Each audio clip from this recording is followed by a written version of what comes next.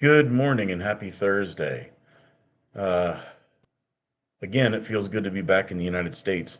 I remember going out to some restaurants in Germany, and this also happens in the United States now, but when you get a straw, they give you a paper straw that's wrapped in plastic. And these paper straws they're really flimsy. They fall apart pretty fast, especially if you have a drink with alcohol in it, like a margarita or something like that. But yeah, so they tell you that plastic is bad. So they put plastic around a paper straw. And then they tell grocery stores that paper sacks, paper bags are bad for the environment. But then you go to the store and they give you plastic bags. So plastic straws are bad, but plastic bags are good. Paper straws are good, but paper bags are bad. That seems a little bizarre, I suppose. But I saw a video not long ago where it was a famous Hollywood actor. I think it was Leonardo DiCaprio, but I'm not sure. Um, they were talking about the sea levels rising, but so many of these people who say that the sea levels are rising have a strong affinity for beachfront property and mansions on islands.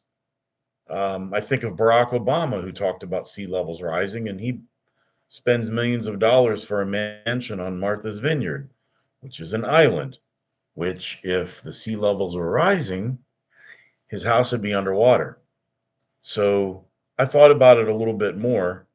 And if you look at, now granted, you have to check the tide, but there's so many places where they say that the sea level is rising, but they'll check it at high tide and then they take a picture at low tide and they're like, see, it's rising. But over the years, some places the sea level is the same as it was 100 years ago. There are places in Virginia where the ground is actually sinking, I believe down in tidewater. So it actually, I mean, it's not much. It might be, I don't know, an inch every 100 years or something. But the um, it makes it seem like the sea level is rising, but really the ground is sinking. You look at the Netherlands, they've got the protective dikes, and I'm not talking about a large woman wearing comfortable shoes. Thank you, Robin Williams. They have the protective dike system where they have like pumps and stuff that they can have things below sea level. Even New Orleans, much of that is below sea level too. So technology and innovation are going to help. But it just seems like some people are kind of insincere. You know, you hear people talk about carbon emissions, okay? But many of these people who do that fly in private chartered jets and they have diesel powered yachts that they use strictly for pleasure. You know, it's not like they're fishermen making a living with it. Um, it's a little more the, freedom for me, but not for thee. Some of these people will tell you that, well, you shouldn't own a gun.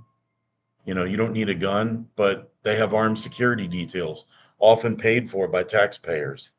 They'll tell you, well, you don't need educational choice for your kids. The government schools are good enough, but they send their kids to private school. Um, you know, you'll see all kinds of stuff like that. Like, well, you shouldn't resist. You shouldn't be NIMBY, not in my backyard. You shouldn't resist things like low income housing or a waste treatment plant. We're going to put it in your neighborhood, but they don't want it in their neighborhood. Um, they many of these people, no human is illegal. We love illegal aliens and all that. They bring illegal aliens into the country, but then when they end up where they live, oh, that's a problem. A lot of these people voted for this stuff, but when the chickens come home to roost, now they don't like it. But this is what they wanted. We seem to have this problem with hypocrisy, and it's on both sides of the aisle. You have the people who probably, I guess, the militant anti-abortion people. They don't, oh, every fetus is a life and that. But many of them also favor in vitro fertilization, where you have maybe hundreds of frozen embryos that are discarded. Well, is a frozen embryo really any different than, a 1 week old embryo inside of a woman? If life begins at conception, are they both a life? I don't know. I'm not trying to start an argument about that. I'm just asking the question. Everybody's got their own opinion on that, but it's hard to find. It's hard to get people who are consistent about anything. I've noticed that have people who say we need to raise corporate taxes. Gas prices are too high. The energy companies are making too much money, so we need to raise taxes on oil companies. Well, that's going to raise the price you pay at the pump because they're just going to pass it on. Um, you know, you have this. I don't know if it some kind of a disconnect in people's thinking. Um, you look at Ukraine, okay? You have a lot of people, bad mouthing Trump, saying, oh, he's Putin's puppet and all that. But Putin never took any aggression towards Ukraine under Trump. He did it under Bush and he did it under Obama. But he never, I'm sorry, when he did it under Bush, I believe uh, that was Soviet Georgia, I believe. That wasn't Ukraine, but uh, he did it under Obama. The Crimea. He didn't do it under Trump, but then he acted aggressively under Biden. Putin is like a jackal; he sees his weakness. But anyway, with Ukraine, you have a lot of people in the United States who say, "Oh, let's give Ukraine whatever they want." But well, Israel can't defend themselves against attack. It's like, well, it stands to reason that if you think Ukraine should be able to defend itself against Russian aggression, shouldn't the Israelis be able to defend themselves against uh, terrorist attacks where their own citizens are getting murdered? Um, it's like, how do you support one without being along with the other? Um, there's just so many inconsistencies you see. I saw somebody carrying a banner. It said "Queers for Palestine." Okay, well, what happens if you take your gay lover and your rainbow flag and you go walk down through Gaza? What do you think is going to happen? You're probably going to end up being thrown off a building. You just have these weird it's not an alliance. I don't know what you call it. You just have this weird stuff that comes out. And then we're in the middle of an election year, and you have Vladimir Zelensky, the president of Ukraine. And I understand his position. He wants to save his country, he wants to get the Russians out of there. I get it.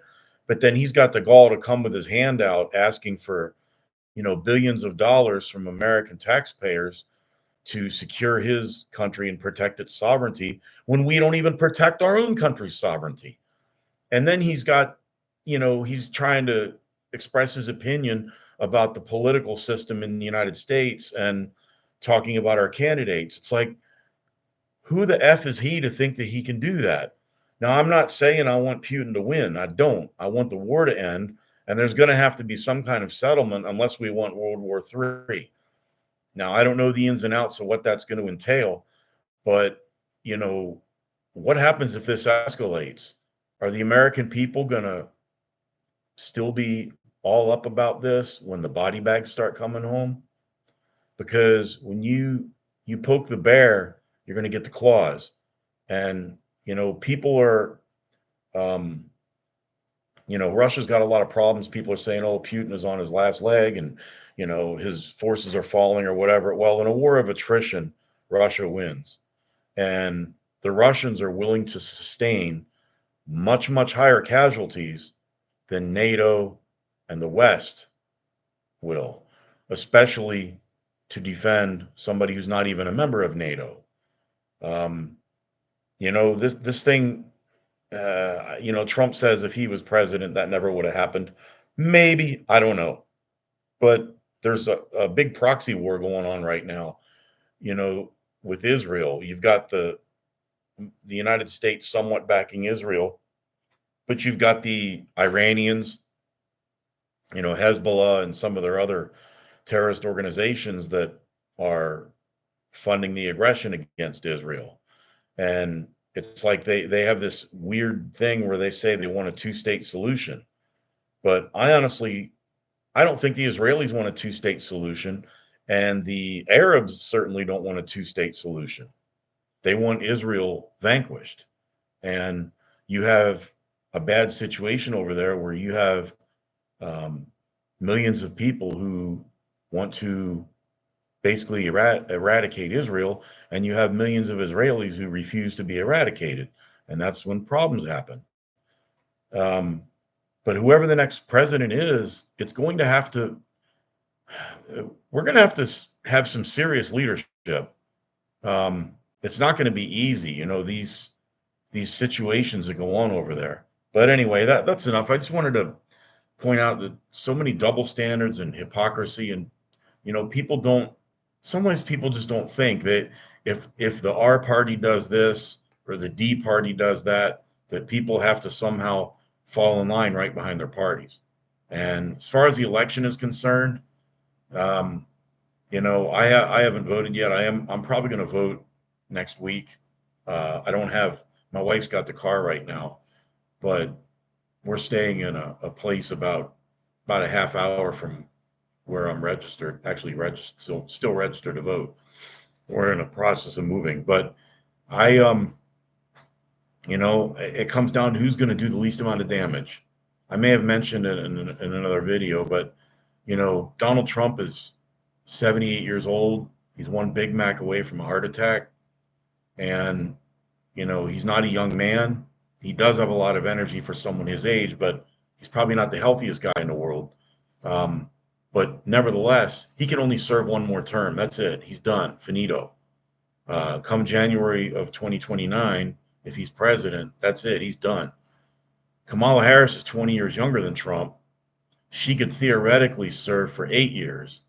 She could do a lot more damage to the country in 8 years that Trump could do in 4. So I'm kind of, I will never put a Trump sticker on my car. I will never put a Trump sign in my yard.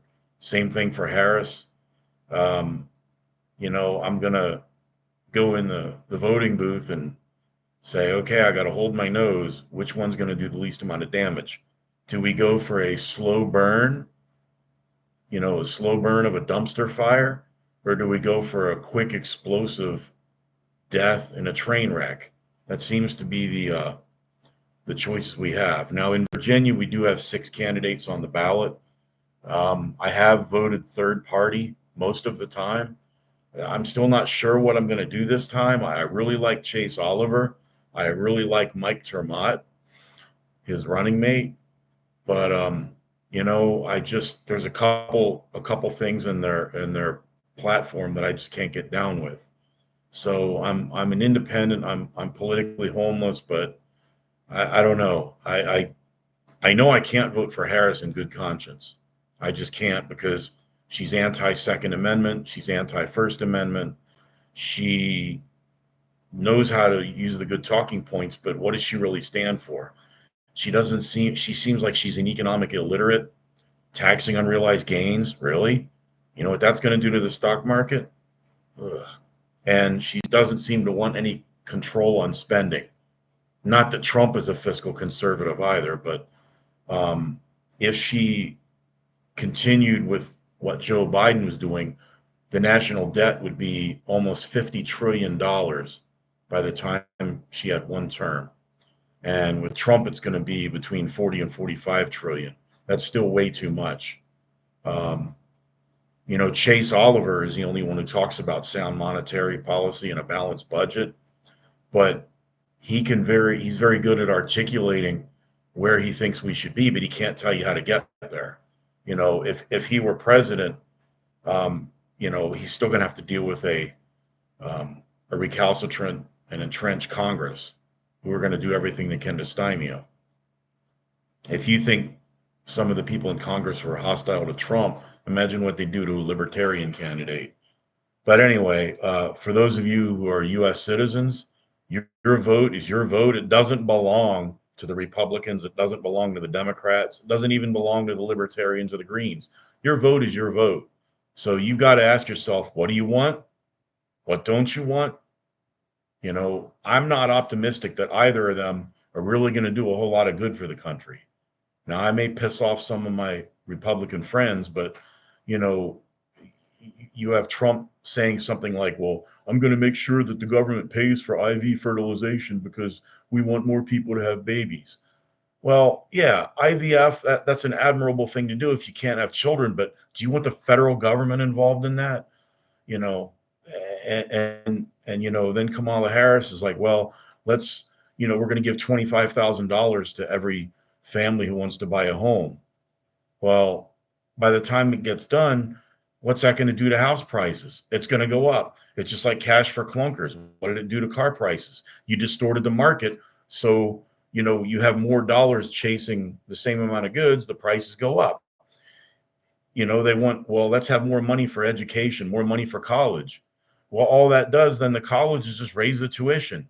We need to be extricating the government from these areas where it doesn't belong, not arguing over who can best run a bad policy.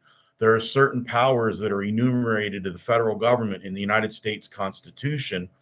All this other crap, like, well, we can't run our school system in our district without federal money. Well, the problem is that money should never leave your district or your state.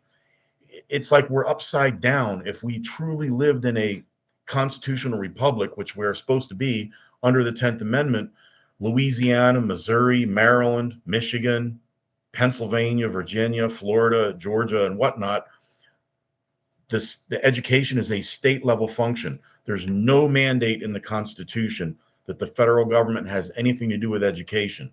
Every state has its Department of Education. And an education system, the way the schools are set up, that works in Pennsylvania might not work in California. That's why we have states. These states got together and created the federal government and gave them certain enumerated powers, which are contained in Article 1, Section 8. And the 10th Amendment says anything not enumerated to the federal government shall remain with the states and the people. So, now you've got a system where you have to elect a senator who's going to go to Washington, D.C. to try and get federal money brought back to your state. Or you elect a man from Congress who says, well, I'm going to get this federal grant program to build a bridge in your community or build a fire station in your city. Those things are not supposed to be done by the federal government.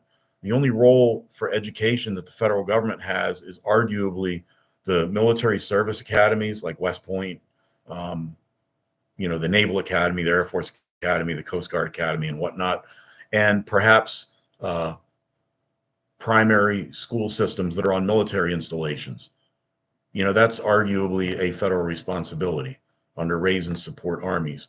But, you don't want to have a school district in Iowa where they have to do, well, we have to have this in our school lunch in order to get a grant from the federal government to pay for our cafeteria. Well, you're supposed to keep the money in your state first and never send it to Washington.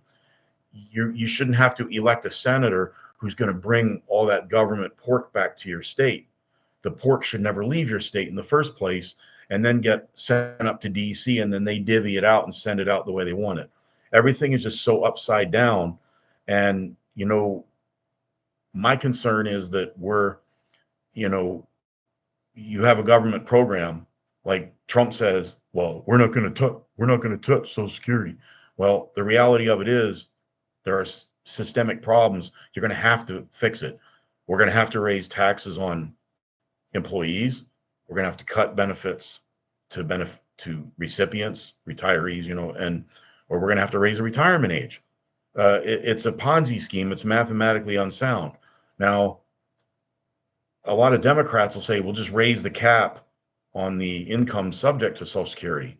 Well, that's a Faustian bargain. That's going to solve the problem in the short term because you're going to have a large infusion of cash.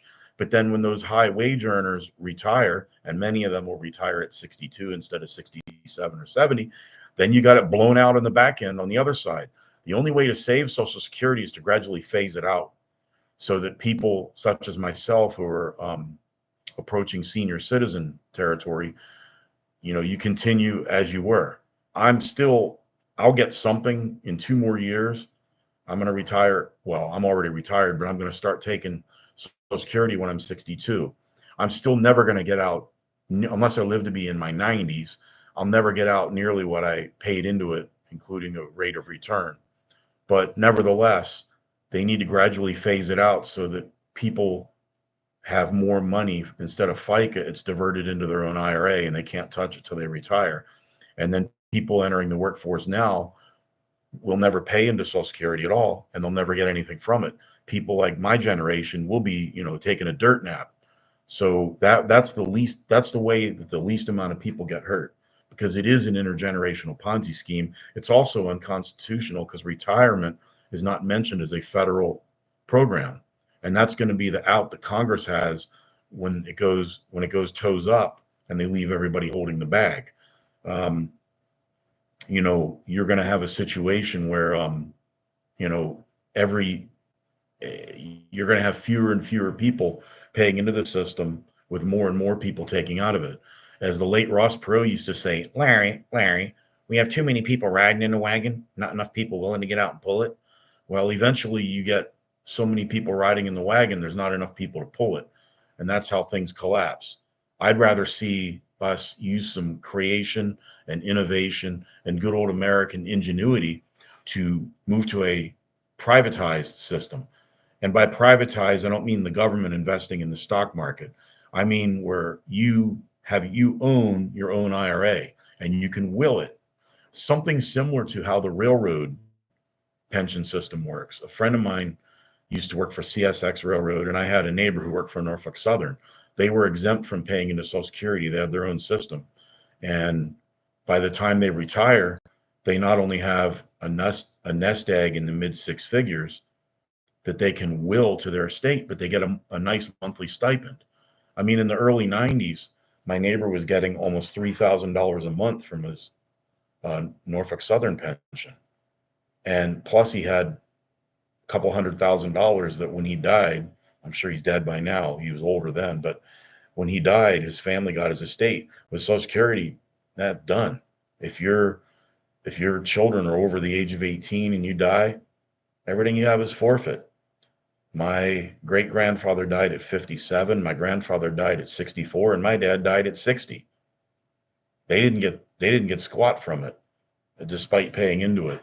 So, move towards an ownership society. Let's embrace capitalism. Let's not keep doing cronyism and corporatism and calling it capitalism. Capitalism is not some guy sitting in a room, a big bank vault with, like Scrooge McDuck with like gold and coins and bills and everything sitting around. Capitalism can be the guy with a corner hot dog stand. Capitalism can be the guy sweeping the floor who puts a little money into his IRA every week. Capitalism can be the guy who works full time and does Uber on weekends as a side hustle for a little extra money. I did that for 6 years, paid off my car sooner. But, you know, there, it, capitalism is something that is not just for rich people. Everybody needs to embrace it. It's not the prettiest system in the world. It's just better than anything else that's been tried. You get people say, well, the free market will never work. The free market doesn't work in healthcare. Well, that's because we don't have a free market in healthcare. We have everything but a free market in healthcare. Energy, you know, it's not free market in energy when the government is picking winners and losers and handing out subsidies, like an old man at the strip club making it rain. You don't run an economy from Washington, D.C. The best thing the government can do is get out of the way. The government should have the role of being a referee, not a player, not a coach, not a team owner, and not a manager. Just as a referee to kind of, enforce, have a few ground rules and enforce them fairly, to prevent fraud and things like that. But I've strayed off a little bit. I kind of went on a little bit of a rant. I'm sorry about that, but there's just so many things people need to think critically. I mean, I don't have a genius IQ or anything. I'm just a normal guy. Um, you know, I'm college educated, but I've been blue collar all my life. I've always been a hard scrabble type of person. I'm not a pointy headed academic. I can go toe to toe with a lot of them if I have to, but you know, there's intelligence, there's education, there's wisdom, there's common sense, and there's judgment, and it kind of requires a little bit of each of those things in order to make something work. You can take a good idea, and the dumbest person can make a good idea work better than the smartest person can make a bad idea work. The dumbest capitalist can be fine in a free market and do better than the smartest socialist can. Um, we have to embrace, think outside the box. Don't do what the regular political parties tell us. Ask questions. Because you have people who have answers for things, but they still don't know how to ask the right questions. Some of that's evident when they have a debate. You have a situation where you have two people running for president, and the moderators are not really asking questions that what's really on the mind of people. Like, well, what are you going to do about this? Oh, I was raised in a middle class family. Really? And then you have the other guy. Well, how are you going to fix this? We're going to have really, really great people in charge. We're going to have the best people working on it. Come on, give me a break. 330 million people. Come on, we deserve better than this. I mean, this is we may soon be in a situation where we might be past the point where we can vote our way out of a lot of these problems. And truth be told, people are really worried about who the president is. That tells you that the president is more powerful than they should be. If the federal government operated within constitutional parameters, it wouldn't matter that much to us who the president was unless we were at war. The executive branch has almost become weaponized because now you have these alphabet soup agencies under the executive branch who have no lawmaking power under the Constitution, yet they do. They pass edicts, regulations, rules, and they're enforced at the point of a gun. So, you have like the EPA, the Department of Education, in some cases, the Department of Justice, um, uh, the sometimes the Federal Communications Commission.